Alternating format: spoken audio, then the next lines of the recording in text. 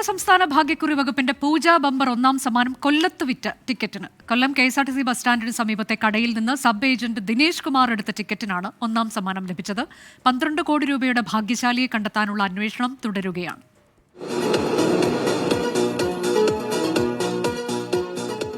JC 325526 എന്ന ടിക്കറ്റിനാണ് ഒന്നാം സമ്മാനം.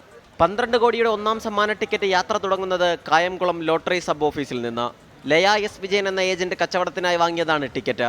കൊല്ലം KSRTC ബസ് സ്റ്റാൻഡിന് സമീപത്തെ കടയിൽ ആ ടിക്കറ്റ് വിറ്റു. സബ് ഏജന്റ് ദിനേശ് കുമാറാണ് ടിക്കറ്റ് വാങ്ങിയത്. ഭാഗ്യശാലി ആരെന്ന് കണ്ടെത്താൻ ഇതുവരെ കഴിഞ്ഞിട്ടില്ല. കായംകുളം ജില്ലാ ലോട്ടറി ഓഫീസിൽ നിന്ന് വാങ്ങിയ ടിക്കറ്റാണ്.